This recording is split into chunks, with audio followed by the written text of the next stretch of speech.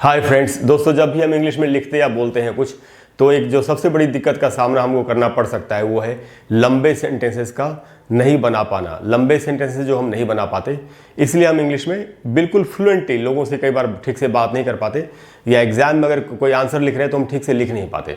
तो दोस्तों लंबे सेंटेंसेस हम क्यों नहीं बना पाते, इसका रीज़न मैं पहले बता चुका हूं कई बार, लेकिन जो लोग आज पहली बार इस वीडियो को देख रहे हैं उनके लिए मैं रिपीट कर देता हूं। लंबे सेंटेंसेस हम इसलिए नहीं बना पाते क्योंकि हम बचपन से जैसे इंग्लिश सीखते आ रहे हैं तो हम हर टेंस को अलग अलग सीखते हैं। अलग अलग सीखने का तरीका ही है, वैसे ही सीखना भी चाहिए। तो सीखने अलग अलग सीखने में हर्ज नहीं है, लेकिन उनकी कंबाइनिंग हम नहीं सीखते या हमको सिखाया नहीं जाता। कि हमको ये नहीं सिखाया जाता कि क्या एक ही सेंटेंस में अगर 2 क्लॉजेज हैं या 3 क्लॉजेज हैं और अगर दोनों क्लॉज या तीनों क्लॉजेस के टेंसेज अलग अलग हैं, जैसे एक क्लॉज सिंपल प्रेजेंट टेंस का हो, दूसरा क्लॉज सिंपल पास्ट टेंस का हो, तो क्या ऐसा हो सकता है? बीच में कंजंक्शन डाल के हम सबको ज्वाइन एक साथ इकट्ठा कर सकते हैं, कंबाइन कर सकते हैं और लंबा सेंटेंस बोल सकते हैं जिसमें कि अलग अलग टेंसेज हो। तो ये हम नहीं सीखते, इस कारण से हमको लंबे सेंटेंसेस बनाने में बड़ी दिक्कत होती है। क्योंकि रियल लाइफ में जो इंग्लिश बोली जाती है उसमें एक ही सेंटेंस में 2 या 3 क्लॉज होते हैं कई बार, और सबका टेंस अलग अलग होता है। तो दोस्तों आज की क्लास में हम फिर से यही सीखने वाले हैं, कॉम्बिनेशन ऑफ सेंटेंसेस या क्लॉजेज। अगर इसमें पहले भी वीडियोस है मेरी, तो अगर आप वो देखना चाहते हैं तो मेरे चैनल पर एक प्लेलिस्ट है जिसका नाम है कॉम्बिनेशन ऑफ सेंटेंसेस या क्लॉजेज। आपको उस प्लेलिस्ट में जाके वो सारे वीडियोस देखने चाहिए, जिससे कि आप हर चीज़ को अच्छी तरह से सीख सकें। तो दोस्तों बहुत ही इन्फॉर्मेटिव क्लास है हमारी आज की, आपको एंड तक पूरी वीडियो को देखना चाहिए। जहाँ जहाँ कुछ नोट्स बनाने की जरूरत है आप वो भी बना सकते हैं। तो दोस्तों आज की हमारी क्लास का नाम है कॉम्बिनेशन ऑफ सेंटेंसेज और क्लॉजेज, और आज हम कर रहे हैं सीरीज 1 में पार्ट 6। Series 1 part 6। सीरीज 1 क्या है दोस्तों? सीरीज 1 में हम सिंपल प्रेजेंट टेंस को या प्रेजेंट इंडेफिनिट टेंस को दूसरे टेंसेस के साथ कंबाइन कर रहे हैं। जब ये खत्म हो जाएगा तो फिर हम सीरीज 2 स्टार्ट करेंगे, जिसमें हम प्रेजेंट कंटिन्यूस के साथ दूसरे टेंसेस को कंबाइन करेंगे, दूसरे टेंस वाले क्लॉजेस को या सेंटेंस को कंबाइन करेंगे। पार्ट 6 का मतलब है दोस्तों कि हम पार्ट 5 तक पहले कर चुके हैं। तो जो लोग पहली बार ये वीडियो देख रहे हैं उनको सारे पार्ट्स पहले एक बार ठीक से देखने चाहिए। दोस्तों जो स्ट्रक्चर होता है, हमको स्ट्रक्चर जरूर सीखना चाहिए। Present indefinite plus past continuous, ये दोनों टेंसेस को आज हम लोग कंबाइन करने वाले हैं। हम इनको कंबाइन करके देखेंगे कि हम इनको कंबाइन कर भी सकते हैं कि नहीं, और अगर कंबाइन कर सकते हैं तो किस तरह के सेंटेंसेस हम बना सकते हैं, किस किस तरह की बात हम दूसरों को बोल के बता सकते हैं। तो दोस्तों स्ट्रक्चर समझ लेते हैं एक बार, प्रेजेंट इंडेफिनिट का या पास्ट कंटिन्यूअस दोनों का ही। प्रेजेंट इंडेफिनिट टेंस को सिंपल प्रेजेंट या प्रेजेंट सिंपल भी कहा जाता है, वो आप जानते ही हैं। एक ही चीज़ के 3 नाम है, अलग अलग बुक्स में अलग अलग नाम लिखे होते हैं। तो प्रेजेंट इंडेफिनिट टेंस का जो स्ट्रक्चर है, अच्छा दोस्तों ये जो स्ट्रक्चर ये बहुत ही बेसिक स्ट्रक्चर है, जो बिल्कुल ही अफर्मेटिव सेंटेंस का जो बेसिक स्ट्रक्चर होता है वो लिखा है मैंने। मैं ये उम्मीद करता हूँ कि आपको इसके स्ट्रक्चर्स पता होंगे। अगर आपको सारे टेंसेस के स्ट्रक्चर्स नहीं पता, इस प्रकार से स्ट्रक्चर्स आपको नहीं पता, तो मेरे चैनल पर एक प्लेलिस्ट है जिसका नाम है लर्न ऑल द टेंसेज। मैंने सिर्फ टेंसेज के लिए एक प्लेलिस्ट बना दी है, उसमें हर टेंस का स्ट्रक्चर आपको मिलेगा। हर टेंस के ऊपर एक वीडियो है, स्ट्रक्चर वाइज एग्जाम्पल्स के साथ बहुत ही अच्छी तरह से समझाया गया। आप वो जाके उन वीडियोज़ को देख के सारे स्ट्रक्चर सीख सकते हैं। तो दोस्तों जो बेसिक स्ट्रक्चर है वो है सब्जेक्ट प्लस V1 या V5 प्लस ऑब्जेक्ट। ये जो इतना जो हिस्सा है ये सिंपल प्रेजेंट टेंस या प्रेजेंट इंडेफिनिट टेंस का है। और उसके बाद जो दूसरा टेंस है हमारा पास्ट कंटिन्यूअस, उसका स्ट्रक्चर होता है सब्जेक्ट प्लस वॉज या वर्ड। अब किस सब्जेक्ट के साथ वॉज का इस्तेमाल होगा, किसके साथ वर्ड का इस्तेमाल होगा, ये सब्जेक्ट के ऊपर डिपेंड करता है।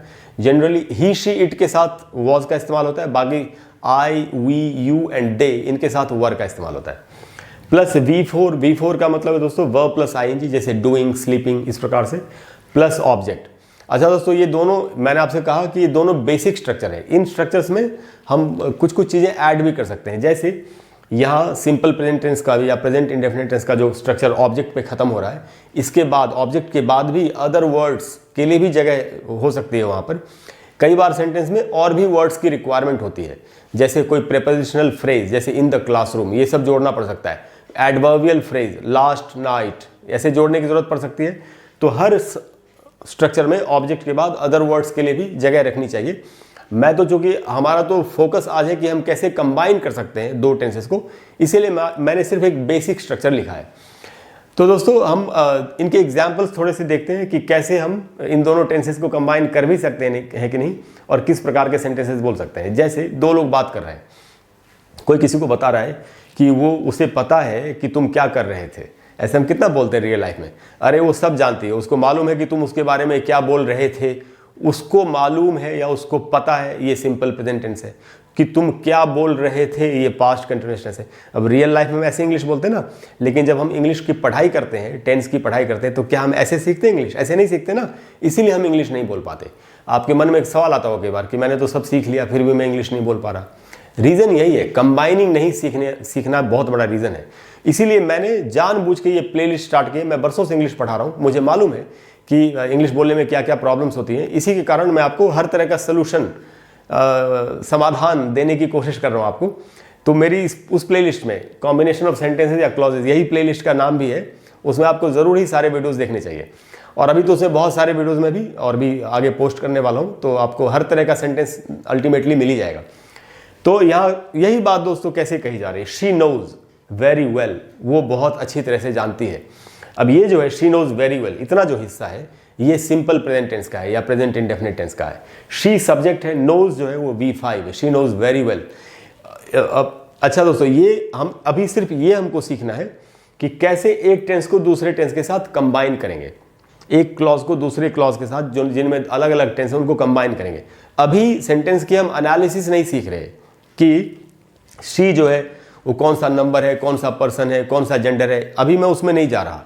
ये वर्ब जो है नो, वो ट्रांजिटिव है कि इंट्रांजिटिव है, अभी हम उसमें नहीं जा रहे। जिस दिन ट्रांजिटिव इंट्रांजिटिव वर्ब की क्लास होगी हम उस दिन वो भी सीख लेंगे। जिस दिन हम सब्जेक्ट कितने प्रकार के हो सकते हैं उसकी क्लास होगी तो वो भी सीख लेंगे। एक ही वीडियो में, एक ही क्लास में हर चीज़ को मिक्स नहीं करना चाहिए, उससे बहुत कन्फ्यूजन हो सकती है। जो टॉपिक है हम उसी पर रहेंगे। हाँ, अगर आप ट्रांजिटिव इंट्रांजिटिव वर्ब्स के ऊपर सीखना ही चाहते हैं कि ये क्या होते हैं, तो मेरे चैनल पर एक प्लेलिस्ट है लर्न इंग्लिश ग्रामर, उसमें 150 से भी ज़्यादा वीडियोस हैं ग्रामर के टॉपिक्स के ऊपर। उसमें जाके आप वो वीडियो देख सकते हैं। ट्रांजिटिव वर्ब या इंट्रांजिटिव वर्ब क्या होता है, finite verbs, non finite verbs, क्या, सबके ऊपर वीडियोस हैं, तो आप सारे वीडियो जाके देख सकते हैं, सब कुछ सीख सकते हैं। तो दोस्तों हम सिर्फ आज टेंस कैसे दो अलग अलग टेंसेज के क्लॉजेज और या सेंटेंसेज कंबाइन होंगे, बस हम इतने पर रहेंगे आज। तो शी नोज वेरी वेल, इतना सिंपल प्रेजेंट टेंस है। और वॉट यू आर डूइंग, ये पास्ट कंटिन्यूअस टेंस है। तो ये दोस्तों यहाँ ये जो इतना हिस्सा है व्हाट यू आर डूइंग। अच्छा, मैंने जब इन दोनों क्लॉजेस को कंबाइन किया तो जनरली सेंटेंसेस को या क्लॉजेस को या दो वर्ड्स को कंजंक्शन की मदद से, कंजंक्शन पुल होता है बीच, एक ब्रिज होता है जिसकी मदद से दोनों क्लॉजेस को कंबाइन करते हैं। लेकिन मैंने यहाँ बीच में कोई भी कंजंक्शन नहीं डाला। इसका कारण क्या है दोस्तों? इसका कारण ये है दोस्तों कि ये जो क्लॉज है पहला सिंपल प्रेजेंट टेंस का, उसके बाद जो दूसरा क्लॉज है ये एक WH वर्ड से स्टार्ट हो रहा है। जनरली 99.9% केसेस में अगर एक क्लॉज के बाद दूसरा क्लॉज WH वर्ड से स्टार्ट हो रहा हो तो बीच में कंजंक्शन की जरूरत नहीं पड़ती। 0.1% की बात मैं नहीं करूंगा क्योंकि हमको हमेशा एक जनरल वाली बात सीखनी चाहिए। जिस दिन 0.1 वाली क्लास होगी मैं वो भी आपको बता दूंगा। बट जब भी WH से स्टार्ट करेंगे, स्टार्ट होगा दूसरा क्लॉज, तो हमको बीच में कंजंक्शन नहीं डालना। इसलिए हमको इसमें यह भी नहीं सोचना है कि बीच में कंजंक्शन क्या आएगा।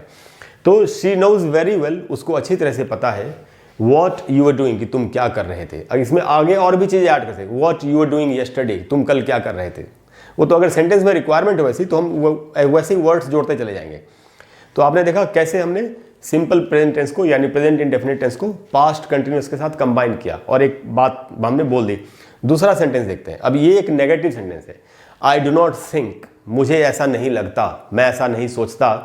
अच्छा दोस्तों, नेगेटिव सेंटेंस का स्ट्रक्चर मैंने नहीं लिखा, मैं आपको बताता हूँ कि सिंपल प्रेजेंट टेंस में नेगेटिव का स्ट्रक्चर, अगर नेगेटिव सेंटेंस होता है यहाँ पे तो स्ट्रक्चर होता सब्जेक्ट प्लस डू या does plus not plus V1 verb की first form plus object plus other words अगर सेंटेंस में रिक्वायरमेंट है तो उसी हिसाब से बनाइए। आई डू नॉट थिंक, मुझे ऐसा नहीं लगता। इसके बाद पास्ट कंटिन्यूअस स्टार्ट हुआ है, it was raining last night, कि पिछली रात को बारिश हो रही थी कि नहीं। दो लोग बात कर रहे हैं, अरे यार पिछली रात को शायद बारिश हो रही थी, तो दूसरा कह रहा है नहीं मुझे तो ऐसा नहीं लगता कि बारिश हो रही थी, कोई ऐसी आवाज़ तो नहीं आई। ये बातचीत चल रही है। अच्छा दोस्तों, इसको मैंने इनफॉर्मल इंग्लिश जैसे हम बोलते हैं, स्पोकन इंग्लिश, उसके हिसाब से सेंटेंस को लिखा है। यहाँ बीच में कंजंक्शन लगेगा दैट, जो कि मैंने नहीं लिखा। अब मैं आपको यहाँ पर फिर एक बहुत इंपॉर्टेंट बात बताता हूँ। अगर आपको स्ट्रिक्टली ग्रामर के हिसाब से, जैसे मान लेते आप कोई एग्जाम दे रहे हैं, आप कोई एप्लीकेशन लिख रहे हैं, उधर आपको ग्रामेटिकली करेक्ट इंग्लिश लिखनी चाहिए, फॉर्मल इंग्लिश, औपचारिक इंग्लिश लिखनी चाहिए। लेकिन जब हम बातचीत करते हैं रियल लाइफ में तो उसमें हम कई बार कुछ वर्ड्स को ऑमिट कर देते हैं, हटा देते हैं, उनको यूज नहीं करते। तो यही बात आपको बताने के लिए जानबूझ के मैंने यहाँ पर दैट आज नहीं लिखा है। तो I do not think that यहाँ पर लगता, कि जो कंजंक्शन है जिसकी मदद से हम दोनों क्लॉजेस को जोड़ेंगे। जैसे मैंने इधर दैट लिखा है लेकिन यहाँ पे नहीं लिखा कि आपको ये बात बता सकूं, लेकिन यहाँ पर दैट है अगर ग्रामेटिकली स्ट्रिक्टली आपको ग्रामर को फॉलो करना है। तो अगर ग्रामेटिकली करेक्ट बोलना है तो इधर हमको दैट लिखना चाहिए। तो I do not think that, जो कि मैंने नहीं लिखा, it was raining last night. पहला हिस्सा प्रेजेंट इंडेफिनिट है, सिंपल प्रेजेंट।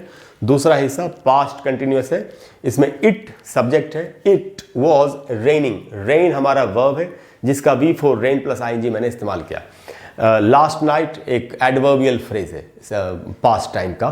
तो I do not think it was raining last night, मुझे ऐसा नहीं लगता कि कल रात को बारिश हो रही थी। हमने दोनों टेंसेस को कंबाइन कर दिया। हम अगले सेंटेंस पे चलते हैं। अब कोई कह रहा है इट सीम्स, ऐसा लगता है, ऐसा प्रतीत होता है। सीम का मतलब होता है प्रतीत होना, लगना, दिखना, और सीम का फिफ्थ फॉर्म होता है सीम्स, जो मैंने इस सेंटेंस में यूज किया। कोई कह रहा है it seems they were having a party, ऐसा लगता है कि वे लोग पार्टी कर रहे थे। अच्छा दोस्तों, जो पार्टी कर रहे थे, अच्छा दो लोग जब रियल लाइफ में बातचीत करते हैं तो उनको पता होता है कि किस बारे में बातचीत हो रही है। इसीलिए कई बार कुछ ऐसे वर्ड्स जो रिटन इंग्लिश में हमको लिखने चाहिए, स्पोकन में बोलते वक्त हम नहीं भी बोलते, क्योंकि दोनों लोगों को कॉन्टेक्स्ट का, संदर्भ का पता होता है कि किस बारे में बातचीत हो रही है। जनरली यहाँ इस सेंटेंस को कैसा होना चाहिए था, आज मैंने जानबूझ के एक अलग तरह से आपको मैं बताने की कोशिश कर रहा हूँ। It seems that, it seems, अब यहाँ मैंने दैट नहीं लिखा क्योंकि इनफॉर्मल इंग्लिश में दैट लिखने की जरूरत नहीं है। लेकिन अगर फॉर्मल इंग्लिश लिखते, ग्रामेटिकली एकदम स्ट्रिक्टली करेक्ट लिखना है तो इधर दैट लगाते। इट सीम्स दैट, जो कि मैंने नहीं लिखा, it seems that they were having a party last night. अरे लगता है कि पिछली रात को वो लोग पार्टी कर रहे थे, या कल रात को, ऐसे बोलते हैं हिंदी में, कल रात को वो पार्टी कर रहे थे। It seems they were having a party last night. इसी बात को दोनों एक दूसरे को जानते हैं, उनको मालूम है किस बारे में बात चल रही है, पिछली रात की ही बात हो रही है। तो अभी बोलते वक्त नहीं बोलते लोग, कई बार उनको मालूम होता है कि कब की बात चल रही है, और मैंने उसको जानबूझ के नहीं लिखा। इट सीम्स, ये इतना हिस्सा हमारा सिंपल प्रेजेंट टेंस का है। इट सब्जेक्ट है, सीम्स सीम का fifth form. It seems that जो कंजंक्शन था, जो मैंने नहीं लिखा है जानबूझ के क्योंकि ये इनफॉर्मल इंग्लिश है। दे वर हैविंग अ पार्टी, दे वर, दे के साथ वर का इस्तेमाल होगा। हैविंग, हैव का फोर्थ फॉर्म मैंने यूज किया, हैव प्लस आईएनजी, having a party last night, जो मैंने जानबूझ के नहीं लिखा। तो इस प्रकार से हम दोनों टेंसेस को कंबाइन करके एक बड़ी अच्छी बात को कह सकते हैं। अगला सेंटेंस है दोस्तों, ज्योति फील्स। ज्योति किसी का नाम है, ज्योति सब्जेक्ट है इसमें। तो ज्योति के साथ शी की जगह पर इस्तेमाल हुआ है, शी के साथ वर्ब की फिफ्थ फॉर्म का इस्तेमाल होता है, इसलिए फील का मतलब है महसूस होना, लगना। फील की फिफ्थ फॉर्म होगी फील्स, ज्योति फील्स। इसमें मैंने जानबूझ के दैट लगा दिया जिससे कि हमको याद रहे कि दैट हमने कहाँ हमको लगाना होता है। तो हम यूज नहीं, उसको कर भी सकते हैं, इनफॉर्मल इंग्लिश में नहीं करना है, फॉर्मल इंग्लिश में करना है। ज्योति फील्स, अब चाहे तो इस दैट को आप नहीं भी बोल सकते हैं इनफॉर्मल इंग्लिश में। तो ज्योति फील्स दैट, ज्योति को ऐसा लगता है कि यू वर लाइंग, तुम झूठ बोल रहे थे। You were lying that day, तुम उस दिन झूठ बोल रहे थे। You were lying at the party, party में तुम झूठ बोल रहे थे। कुछ भी आप बोल सकते हैं, क्योंकि वो जो दो लोग आपस में बातचीत करें उनको पता है कि किस टाइम के बारे में, किस जगह के बारे में बात हो रही है। तो इनफॉर्मल इंग्लिश जब बोलते हैं, रियल इंग्लिश जब बोलते हैं, तो उतने वर्ड्स नहीं बोलते हम, क्योंकि हमको पता होता है किस बारे में बात हो रही है। तो ज्योति फील्स, ज्योति को ऐसा लगता है कि दैट यू वर लाइंग, तुम झूठ बोल रहे थे। कैसे बना दोस्तों, ज्योति सब्जेक्ट है, फील्स V5 है, मैंने आपको बता दिया। दैट कंजंक्शन है जिसकी मदद से इस क्लॉज को दूसरे क्लॉज के साथ जोड़ा जाएगा जो दोनों अलग अलग टेंसेस के हैं। You were lying simple past continuous tense है जिसमें यू सब्जेक्ट है, वर यू के साथ वर लगेगा। लाई प्लस ING V4 बन गया लाइंग। अच्छा दोस्तों, लाई की जो स्पेलिंग होती है LIE, और जब उसमें ING लगाते हैं, आप में से ज़्यादातर लोग इस बात को जानते होंगे, तो वो IE को हटा के Y लगा के ING ऐड कर देते हैं, दैट यू आर लाइंग, कि तुम झूठ बोल रहे थे। अब हम दोस्तों देखते हैं लास्ट सेंटेंस जो आज का हमारा है। ये दोस्तों मैंने इंट्रोगेटिव सेंटेंस बनाया है, क्वेश्चन। अच्छा, जब इंट्रोगेटिव सेंटेंस होगा तो स्ट्रक्चर क्या होता है दोस्तों, यहाँ पर सिंपल प्रेजेंट टेंस का डू या does plus subject plus V1 verb की first form plus object plus question mark. Question mark जरूर डालना चाहिए, तभी तो पता चलेगा कि क्वेश्चन है। और ये इंट्रोगेटिव सेंटेंस है तो मैंने एंड में फुल स्टॉप डाला है। तो असर्टिव सेंटेंस अगर हो या अफर्मेटिव सेंटेंस हो, उसके एंड में फुल स्टॉप रहना चाहिए। इंट्रोगेटिव सेंटेंस उसके एंड में क्वेश्चन मार्क होना चाहिए। तो डू यू नो, क्या तुम्हें पता है, इतना हिस्सा सिंपल प्रेजेंट टेंस है। इफ, की। अच्छा, जब भी पहला क्लॉज जो मेन क्लॉज होता है, अगर वो इंट्रोगेटिव सेंटेंस का हो, इंट्रोगेटिव सेंटेंस वाला सेंटेंस हो या क्लॉज हो, तो उसके बाद जो फॉलोइंग क्लॉज है, दूसरा क्लॉज है, उसमें की के लिए आपको इफ या वेदर का इस्तेमाल आप कर सकते हैं। इफ और भी छोटा है, बोलने में आसानी होती है, फ्लुएंसी बनी रहती है, और कुछ एक टेक्निकल डिफरेंस भी एक है जो कि हम डायरेक्ट इनडायरेक्ट स्पीच की क्लास में हम डिटेल में सीखेंगे। तो डू यू नो इफ, यहाँ की के लिए हमको इफ का इस्तेमाल करना चाहिए। अगर सेंटेंस असर्टिव है या अफर्मेटिव है तो की के लिए दैट का इस्तेमाल करना चाहिए। अगर सेंटेंस इंट्रोगेटिव है तो उसमें की के लिए इफ का इस्तेमाल करना चाहिए। इतना आपको याद रहेगा। ये बातें मैं पहले भी कई बार बता चुका हूं आपको। तो डू यू नो इफ, क्या तुम्हें पता है कि he was telling the truth, कि वो सच बोल रहा था कि नहीं। कैसे बना दोस्तों, दूसरा क्लॉज पास्ट कंटिन्यूअस टेंस में बना है, he was telling the truth, कि क्या तुम्हें पता है कि वो सच कह रहा था कि नहीं। तो आपने देखा दोस्तों, इस प्रकार से हम ये दो अलग अलग टेंसेस को, प्रेजेंट इंडेफिनिट को यानी सिंपल प्रेजेंट टेंस को पास्ट कंटिन्यूअस के साथ कैसे यूज करके तरह तरह की बातें बोल सकते हैं। अब आपको क्या करना चाहिए, आपको खुद भी इन स्ट्रक्चर्स को देख के या इन एग्जाम्पल्स को देख के आपको खुद से सेंटेंसेस बनाने की कोशिश करनी चाहिए। आपको अपनी क्रिएटिविटी का इस्तेमाल करना चाहिए। आप अभी तक जिन लोगों से मिले हैं, जिन जगहों पे गए हैं, सबको याद करके आपको सोचना चाहिए कि क्या ऐसे सेंटेंसेस रियल लाइफ में मैंने कभी बोले, या मैंने किसी को बोलते हुए सुना, या मुझे आगे कभी बोलने की ज़रूरत पड़ेगी कि नहीं, और ऐसे सेंटेंसेस बनाने की कोशिश करनी चाहिए। तभी ही रियल इंग्लिश लर्निंग जो है वो स्टार्ट होगी आपकी। मुझे दोस्तों उम्मीद है कि इस क्लास से आपको आसानी होगी इंग्लिश को बोलने में, लंबे सेंटेंसेस को बनाने में। अगर आपको क्लास अच्छी लगी हो तो प्लीज़ वीडियो को लाइक करें और शेयर करें और चैनल को सब्सक्राइब करें। और अगले वीडियो में हम मिल करके फिर इसका जो नेक्स्ट पार्ट है, नेक्स्ट पार्ट में क्या सीखेंगे दोस्तों, हम present indefinite plus past perfect tense, वो हम सीखने की कोशिश करेंगे। Thank you very much, I will see you soon, bye bye.